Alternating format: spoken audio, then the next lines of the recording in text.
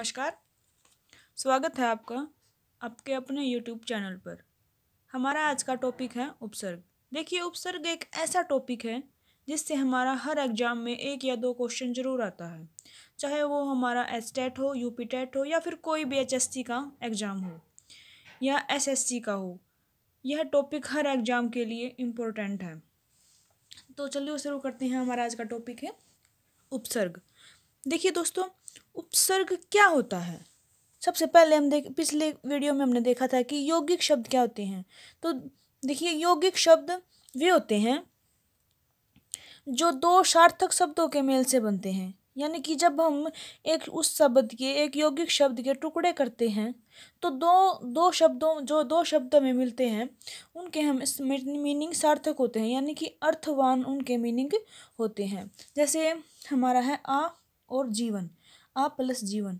आ में आ उपसर्ग जोड़ने पर हमें जीवन के अंदर, जीवन हमारा मूल शब्द है और हमने इसके अंदर आ उपसर्ग जोड़ दिया तो आजीवन बन गया। तो आजीवन हमारा नया शब्द बन गया, जो हमारा क्या है, यौगिक शब्द है। ऐसे ही हमारा धोबी, वी, सुर, जैसे सुरेंद्र बन गया, विमुख, धोबिन्य बन गया। तो हम कह सकते हैं कि उपसर्ग, प्रत्यय, संधि और समास के कारण नए शब्दों का निर्माण होता है। कि हमारा नया शब्द कैसे बनता है, या तो उसमें कोई उपसर्ग लग जाए, या प्रत्यय लग जाए, या फिर उसकी संधि हो, या फिर उसमें समास का प्रयोग हो। तो इन्हीं के कारण हमारा एक नया शब्द बनकर तैयार होता है। तो आज हम देखते हैं कि उपसर्ग से नया शब्द कैसे बनता है। हमारा आज का टॉपिक भी है उपसर्ग। देखिए, उपसर्ग दो शब्दों के मेल से बना है, उप प्लस सर्ग। उप का हमारा मतलब होता है समीप या निकट, यानी कि हमारे उसके पास, बिल्कुल करीब। सर्ग का मतलब होता है सृष्टि करना, यानी कि दो शब्द जब समीप हों और जब एक नए शब्द की सृष्टि करें, यानी कि एक नए शब्द का निर्माण कर दे, तो हमारा वो क्या हो जाएगा, उपसर्ग हो जाएगा। अब देखिए, हम उपसर्ग की परिभाषा देख लेते हैं। उपसर्ग वह शब्दांश या अव्यय है जो किसी शब्द के आरंभ में जुड़कर उसके अर्थ में परिवर्तन कर दे और विशेषता ला दे।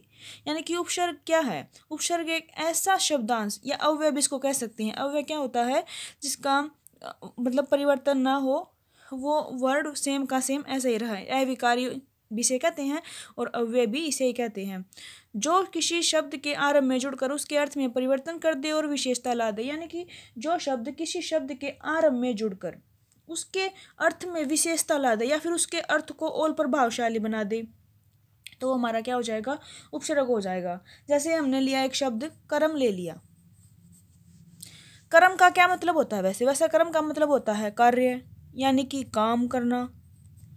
अगर हमने सुकर्म, उसके आगे सु उपसर्ग लगा दिया तो हमारा बन जाएगा सुकर्म, यानी कि अच्छे कर्म। तो ये हमारे अर्थ में विशेषता लगा दी, इसके अर्थ को और ज़्यादा प्रभावशाली बना दिया। अगर हमने इसी कर्म के आगे अगर कु लगा दिया, कु उपसर्ग लगाते हैं, तो बन जाएगा हमारा कुकर्म, यानी कि बुरे कर्म। यानी कि इसके अर्थ को इसने बिल्कुल ही विपरीत बना दिया। तो क्या होता है हमारा उपसर्ग, जो एक नया शब्द का निर्माण करता है, उसमें विशेषता ला देता है या उसके विपरीत कर देता है या उसमें बदलाव कर देता है कुछ, तो हमारा क्या हो जाता है, उपसर्ग हो जाता है। उपसर्ग हमेशा शब्द के आरंभ में जुड़ता है और जो प्रत्यय होता है हमारा, वो उपसर्ग के लास्ट में, वो मूल शब्द के लास्ट में हमारा जुड़ता है। देखिए आगे हमारा उपसर्ग की गतियाँ, कि उपसर्ग की गतियाँ कौन कौन सी होती हैं। शब्द के अर्थ में नई विशेषता लाना। उपसर्ग की 4 गतियाँ होती हैं। एक तो वो शब्द के अर्थ में नई विशेषता ला देगा, जैसे पर बल, बल का मतलब होता है शक्ति, और पर बल यानी कि प्रकृष्ट बल है जिसमें, यानी जिसके अंदर बहुत ज़्यादा बल है। और अनुशासन, अनुशासन में भी अनुशासन, तो बन गया हमारा अनुशासन, यानी कि बहुत अच्छा शासन, यानी कि अनुशासन के पीछे। तो इसके शब्द में एक विशेषता ला दी इसने। और दूसरा हमारा अर्थ को विपरीत या विलोम बना देना, यानी कि अर्थ को विपरीत, जैसे हमने पीछे देखा था कर्म, कर्म को इसने कुकर्म बना दिया, तो ये बिल्कुल उल्टा हो गया हमारा। इसी तरह हमारा है अज्ञान, पहले ज्ञान था मूल शब्द हमारा और इसमें ए लगा दिया, तो इसका भी बिल्कुल विपरीत हो गया अज्ञान। जैसे हमारा असत्य शब्द है, सत्य में अगर हम ए को जोड़ेंगे तो हमारा असत्य बन जाएगा, जो इसके बिल्कुल ही विपरीत है।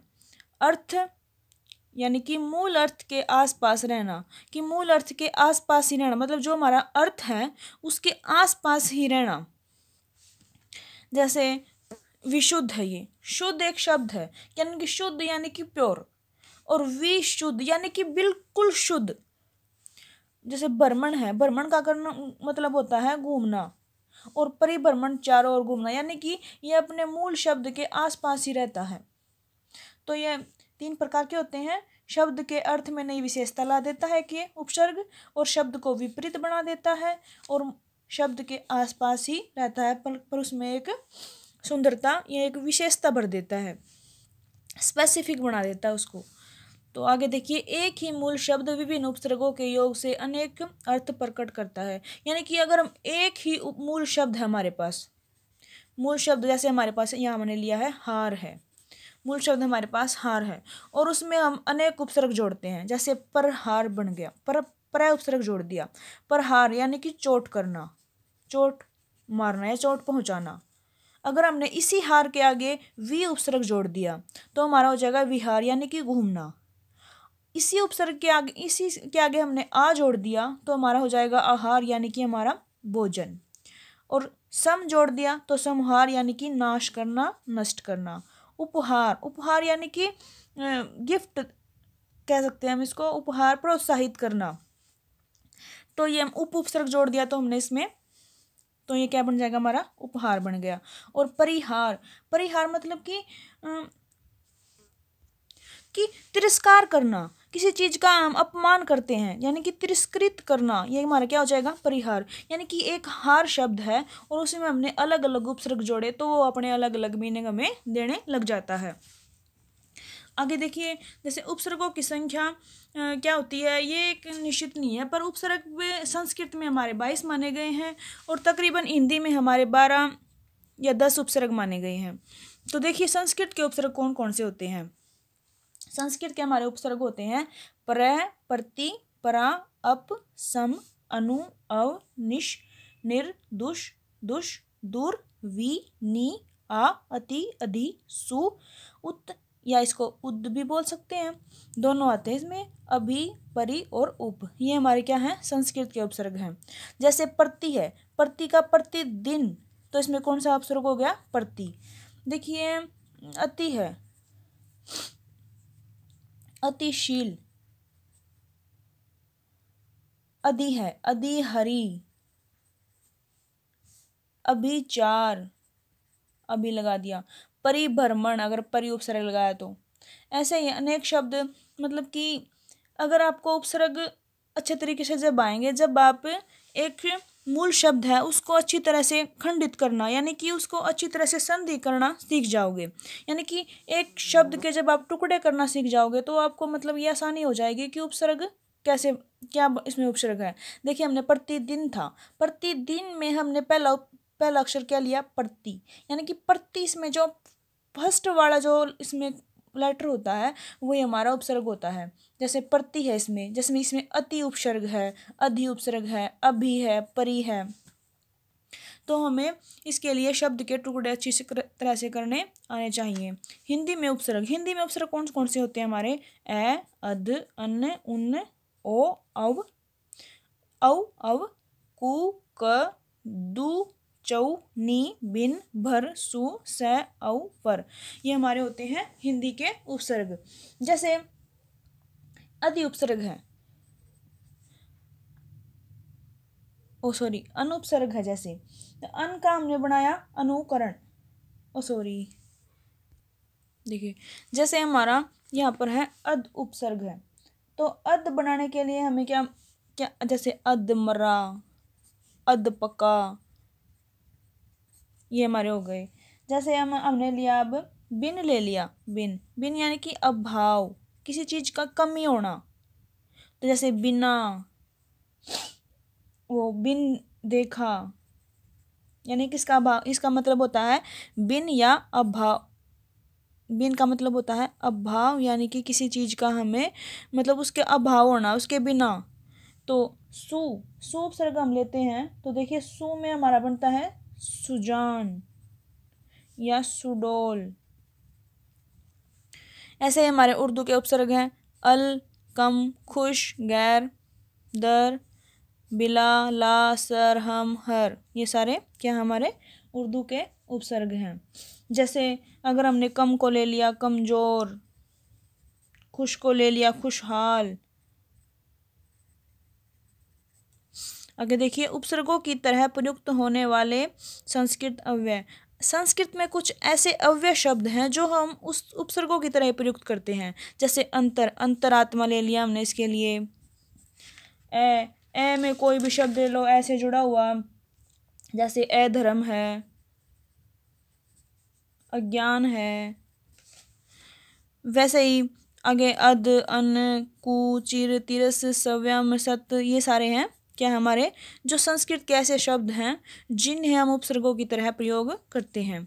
आगे देखिए कि दो उपसर्गों से निर्मित शब्द, ये ज़्यादा इंपॉर्टेंट है क्योंकि अब की बार स्टेट में यही क्वेश्चन पूछा हुआ था कि कौन सा इनमें से ऐसा शब्द है जिसमें दो उपसर्गों का प्रयोग नहीं हुआ है।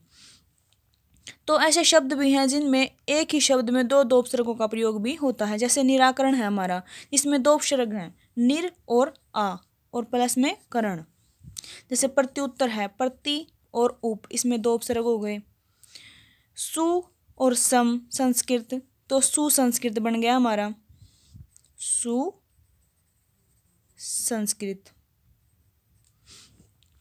जैसे अनाहार है, अन प्लस आ, इसमें भी दो हो गए। समाचार में भी सम प्लस आ, अनासक्ति में भी अन प्लस आ, असुरक्षित में भी ए प्लस सु, समालोचना में भी सम प्लस आ, सुसंगठित में भी सु प्लस सम। ये मैंने कुछ लिखे हैं यहाँ पर आप कोई मूल बुक लेकर उसमें से ज़्यादा कर सकते हैं, क्योंकि वीडियो में इतना ज़्यादा करवाना पॉसिबल नहीं है। इसलिए आप कोई मूल बुक जिसमें बहुत ज़्यादा से ज़्यादा उदाहरण दिए हों उसे आप अच्छी तरह से पढ़ें, जिससे आपका ये टॉपिक पूरी तरह से क्लियर हो जाएगा। अगर आपको हमारी ये वीडियो अच्छी लगी हो तो प्लीज़ इसे शेयर कीजिएगा, सब्सक्राइब कीजिएगा, और अगर कोई मिस्टेक हुई हो तो प्लीज़ मुझे कमेंट में बताइएगा, मैं उसको सुधारने की पूरी कोशिश करूँगी। Thank you.